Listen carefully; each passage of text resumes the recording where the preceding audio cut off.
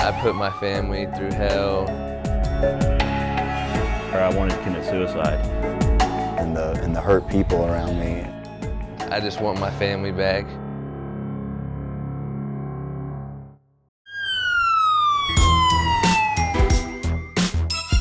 We've been robbed here. There's gangs. We see people going in and out of these houses all times of the day, 3 o'clock in the morning, you know. High crime, man. It's dangerous down here. Full of drugs. I think it's a really dangerous area down here. It's already rough. I ain't getting rough, it's already rough. Dick, this is the Bluffs, and you've been down here so many times. And what's your feeling about what happens to some of these people? How do they end up here at the Bluffs, the end of the world? Well, some of it's a choice. Some of it, you know, is drugs and alcohol. I mean, this is the bridge to nowhere that we're on right now. Wow. There's a lot of Look guys that live out here on the bridge. So. This is the highest crime rate zip code in Atlanta, with prostitution, violent crimes, drug abuse. You know, as we saw when we first got down here, there's police everywhere down here. And it's not uncommon that you'll see, you know, a white kid from the suburb driving around down here, and they see that more and more. Well, they get pulled over. Yes. I mean, because they know what's going on. They down stand there. out from the crowd now. Right.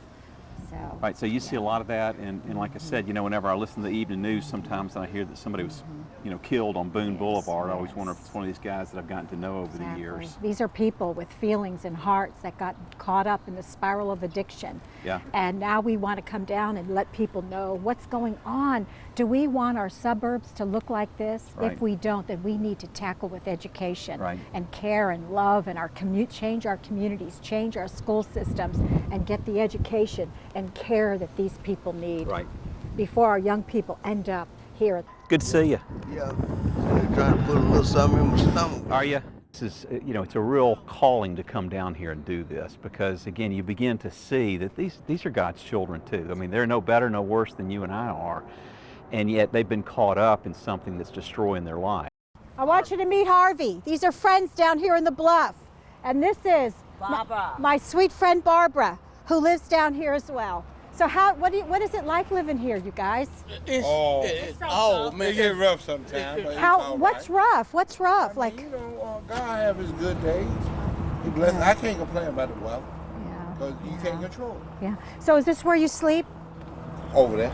Destroying their lives. They've been caught up in that cycle of addiction. It's generational many times, and they don't know anything different. So part of what we try to do is help these folks, you know, number one, address what's going on inside of them so that they can be set free from this that's happening in their lives. Well, the first time I ever came down here, I saw so many prostitutes. The girls would come up and talk to me because I'm a woman, and they were so young, and they got caught up because of addiction, heroin, most of them. And these young girls are just selling their bodies just to get another fix. And here at the Bluffs, you see so much crime, and we're trying to make a difference here. We're trying to come down here and let these prostitutes, let these addicts know that they're loved, and that we try to give them something to eat, a hand up, be friendly with them, shake their hands, get to know their stories. That you bless him, keep him, give him the resources that he needs, the work that he needs, and just thank you for his friendship. In Jesus' name, amen. And we don't want these stories to be our stories up in the suburbs, up in other areas. This is the Bluffs, and it's raw, and it's horrible, and this is what's real here. But this is coming up to the suburbs now, because heroin is huge. It's getting our kids between the ages of 18 and 25. We need to do something about that, and we need to love these people, help these people, and build a community around them where we can pull them up out of the sewer. You can look right over here. We're within the shadow of you know, plenty of wealth that's right over here. Yes. And you know, there's definitely a problem down here. Now this bridge, when I was a kid, this used to be the only connection between the east and the west right here, but now it's like I said, it's called the Bridge to Nowhere. They used to be down below quite a bit, but they've moved up here. Of course, in the summertime they get a lot of mosquitoes and things down here, but you know, I've known a lot of these guys for several years, and you know, a lot of them got good hearts, but they get caught up in the addiction, you know. And it takes them to the road to nowhere. Well, again, you know, as bad as things are here, or maybe we've presented them that way, there are some people down here trying to do some good things. There's a needle exchange program down here. I want to introduce you to my friend Mona. It's simple. People bring in used syringes and we exchange them for clean syringes. This stops the spread of HIV, hepatitis B, hepatitis C, other bloodborne diseases. Every now and then you'll hear about some crazy like malaria, which is a tropical disease in wintertime Chicago. Stuff like that is traced back to use syringes. There was a gap in services. Nobody was doing this. There were improperly discarded syringes, and we just felt in our guts that people were also sharing syringes, so we wanted to fill that public health gap.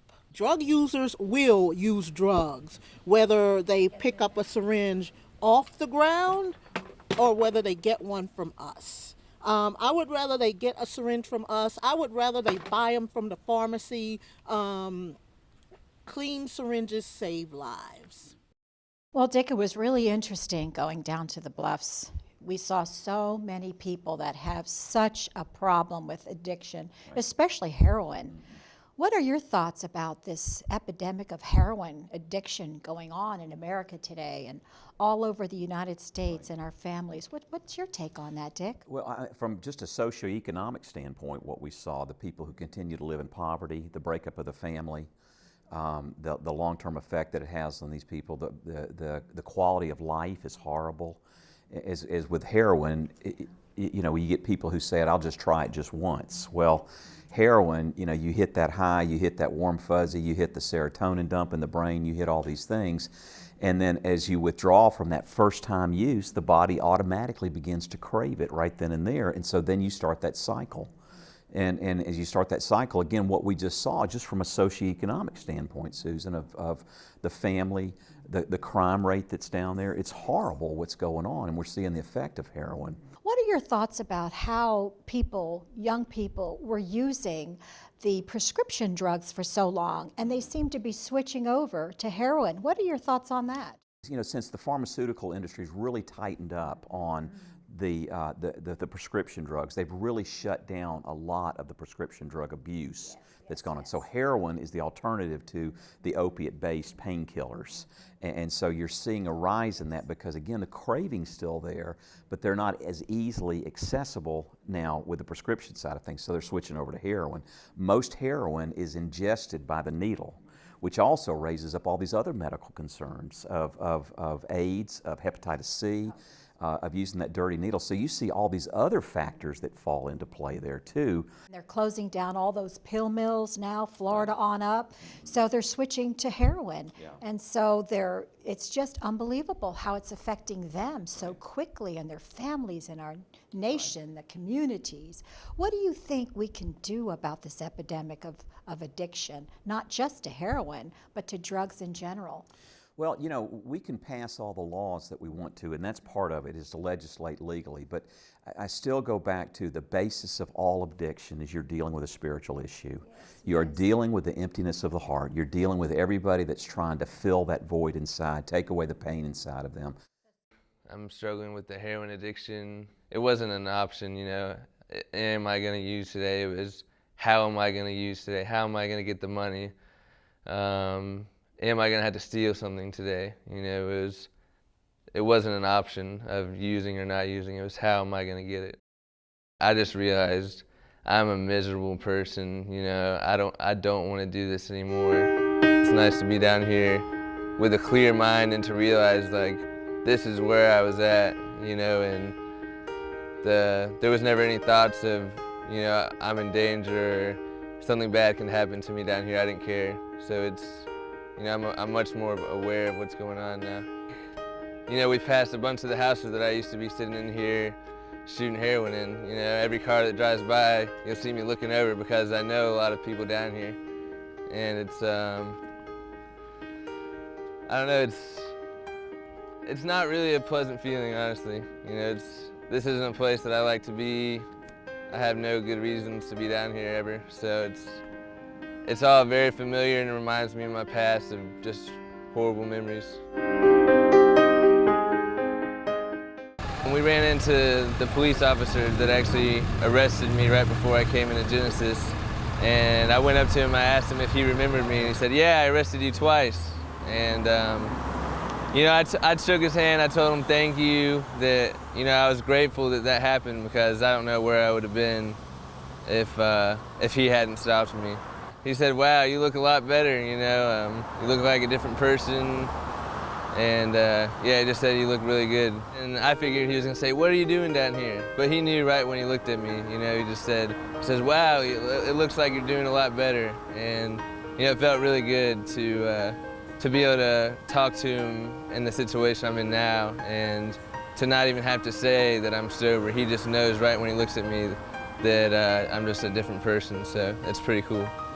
You know, I was so proud of Alex, going back to the Bluffs, to the place where he would go and score drugs and steal from his family, steal from the community, go to pawn shops just to get the drugs out there in the Bluff. And he went down there and he saw it differently. He saw something more powerful than the drug and what the drug could do for him. He saw that having a relationship with his family, having a relationship with God is far more powerful and important than that relationship that he had with his drug.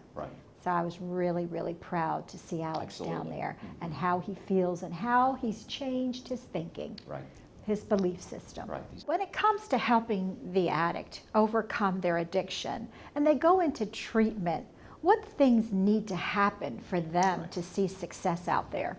Well, once that detox period, and we've talked about how critical that is already, how difficult that is, you know, it's not just so much the withdrawal from the drug in that 7 to 10 day period, but there's a psychological withdrawal. There is that psychological craving that a person, and that's usually about 2 to 3 months that a person goes through. And we see these people that come through treatment, whatever their substance is, they're not out of the woods for a good while, you know, until they stop having some of those psychological cravings. So you got to address that. You got to, we call it the stinking thinking. You know, that historically they've made excuses for their use, they've rationalized their use, they've blamed other people for their use. So number one is helping them readjust some of that cognitive processing. So changing their belief system. Because as a man thinks, in the Bible it says, that's the way he acts. That's the way he chooses to live. So we have to change the way they think. So they need to come into some long-term facility, I feel, and be able to get that help, information, counseling, education on changing the way they think. Because if they think they're losers, they'll never amount to anything, then they're going to act like losers and never amount to anything. One of my guys' house is right on this next street over here, so yeah, it's strange coming down here for a different reason.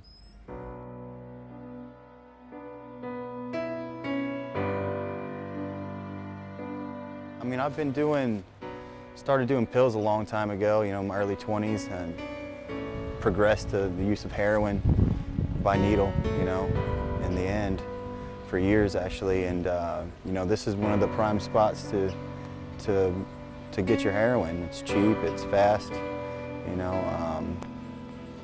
It's just, it's a sad thing, and it takes a lot to get away from it. I've gone through such a great program as far as getting to know Jesus Christ and finding the tools to stay off drugs, that coming down here really kind of just disgusts me. You know, it's a sad thing. My heart empathizes with the people down here, and frankly, I just want to pray for them and hope that everyone else can find the peace that I found.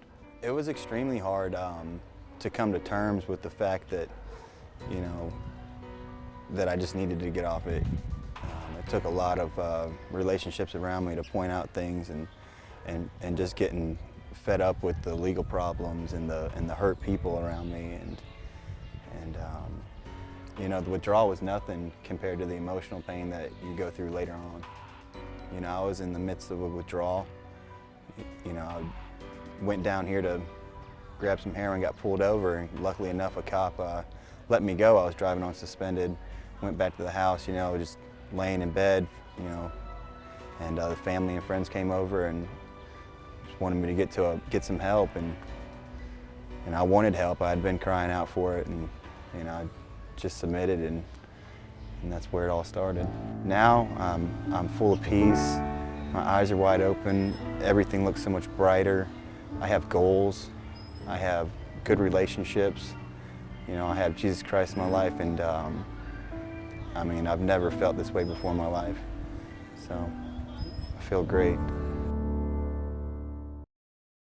Susan, you and I personally know people that have struggled with heroin. Yes, we do. And we have worked with them, and some of them have become dear, dear people in our lives, and some of them are on that path of recovery. Josh, for example, we both know him. He's a great-looking kid. I mean, just in great physical shape, but that heroin just took its toll on him. Yes, I'm so proud of Josh and the hard work that it took. It took him over 8 months in a drug and alcohol rehab center with counseling to be able to find any light at the end of the tunnel through his addiction. Right. And now he's developing family relationships, and now he's got a job, and we see him being one of those success stories out there. So we're really, really proud of Josh, yes. And he used to go to the Bluffs, just like Alex used to go to the Bluffs. Right. And they were going to the Bluffs at least 3 or 4 times a week trying to score heroin, either white powder, brown powder, and they got to a place where they injected it, no longer snorted it anymore, but they wanted to inject it. And it's nice to see their perspective now, after they've gone through the withdrawal, what it's like now to live without their drugs. Right. It's wonderful to see that in Alex and in Josh. And the reason why heroin is so difficult, because the withdrawals are so painful. Yes. Because again, they are in so much pain within a matter of a few hours. I got to get out of that pain. And that's why it's so hard, why heroin is so horrible to come off of. So it's that emptiness. There's some emptiness on the inside. Right. And if it's a spiritual problem, like you said, Dick, then it has to be a spiritual solution that we attach to this problem of addiction. So what can we help an addict with that could fill that emptiness on the inside of them? Well, now with heroin, again, you got to be real careful, again, because your body has become chemically dependent to that drug. And so, there's got to be a three-prong approach when you're dealing with addiction. One, you've got to address them medically. The detox in the withdrawals from heroin is horrific. I mean, you think you've had the flu, multiply it by times 20. With every part of your body aches, you sweat, you're nauseated, you can't sleep, you're in so much physical pain. And so that withdrawal period, and it's not an overnight withdrawal, it's usually several days, sometimes even to a couple of weeks with some folks. So, you've got to address that from the physical standpoint. From the psychological standpoint, you have programmed yourself over and over and over again that this is what I need to kill the pain inside of me. So you've got to address that psychological or that emotional aspect. And then, of course, again, is the third step, and that, of course, is the spiritual thing. So you kind of look at dealing with heroin as a three-legged stool, the body, soul, and the spirit. You've got to address it from that standpoint, yeah. And that's the hard part about heroin, where other drugs like marijuana, there's really no withdrawal. Alcohol has a withdrawal, but a lot of these other substances, you don't have that painful addiction, that physical addiction that you have with heroin. And that's what's so tragic about it. When it comes to helping the addict overcome their addiction and they go into treatment, what things need to happen for them to see success out there? Well, once that detox period, and we've talked about how critical that is already, how difficult that is, it's not just so much the withdrawal from the drug in that 7 to 10 day period, but there's a psychological withdrawal. There is that psychological craving that a person, and that's usually about 2 to 3 months that a person goes through. And we see these people that come through treatment, whatever their substance is, they're not out of the woods for a good while, until they stop having some of those psychological cravings. So you got to address that. You got to, we call it the stinking thinking. Historically they've made excuses for their use, they've rationalized their use, they've blamed other people for their use. So number one is helping helping them readjust some of that cognitive processing. And so you got to address also some accountability in there. They've got to have some real strict accountability, that they know they're going to be tested, that somebody's watching them. So that's got to be part of it too. When you said somebody's watching them, what I find are it's going to take the community to help them. It's going to take their families to learn when their loved ones start isolating and their loved ones are starting to do things that they've recognized in the past when they were under the influence of heroin. What are they going to do now? So the education isn't just for the addict, but the education has to go for the families, the communities, the churches, having support groups out there to keep them able to work their recovery. So it takes all of us, doesn't it, really, to help an addict? Well, you know, historically, when, you know, way back when they would put somebody, say for an alcoholic, I mean, years and years ago, they'd put them in a 28-day program, you know, detox them, and they'd come out and they'd smell good and they'd look good and the world is wonderful. Now, They'd sing Kumbaya. Yeah, right. So they had addressed the individual, but they weren't addressing the family system. And you're hitting the nail on the head, because that person goes back into the family system. I'm ready to be in recovery, but the rest of the family's still acting as if. And so they haven't changed. Everybody's acting crazy still, so it's a setup for that recovering person to fail. And so you're right, now as we not only treat the individual, we have to treat the whole family system. Everybody's got to understand about codependency, about enmeshment, about recovery issues, about that accountability, about, you know, I can't do it for them, and having good boundaries within the family. And you know, I'm finding out, you know, at Genesis, this is a drug and alcohol 8-month treatment center, and it's not the end all. It really takes the community and the family, like you're saying, to be able to get involved and putting that support system underneath someone that is on their journey of recovery. So it does take all of us to be able to help an addict to stay in recovery and not to relapse.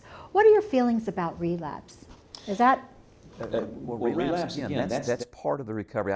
I talked to a friend of mine this morning. She has stopped smoking for 1.5 years.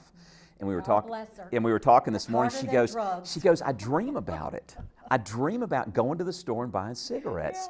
She goes, there's not a day that doesn't go by that I want to. And she doesn't think about exactly. And she's got some real health issues, and so she's had to stop. And so, you know, I said, that's the way it works, isn't it? And so, you know, relapse is one of those things where the individual's got to understand. And this is part of the education that we talk about.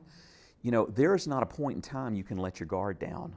I can't quit, I can't go, I'll miss group this week. I'll stop calling my sponsor this week. I'll stop going to church this week. I'll stop being involved over here, because I'm at the place now where I got it. I got this thing now. That is the kiss of death, as you and I know. Confidence. Yeah, the moment we stop doing what works for us is we're getting on that slippery slope. You know, now some people catch themselves. I got to be back to my groups, got to be going involved with people, because the moment I start to isolate. Staying connected is part of one of the tools that they need to utilize when they leave a recovery facility. Well, if we look at it from a scriptural standpoint, the Bible is all about community. It is about, when Jesus came, He set up a new community. He set up a community for all people, not the Pharisees, but, you know, the drug addicts, the tax collectors, the prostitute. He came and brought a new community to the world. And so the same principle is true today when it comes to recovery. We've got to have community in our life. But we don't really have that today in the churches. The cycle perpetuates, and they keep on using because they've got to mask the pain of their last time using.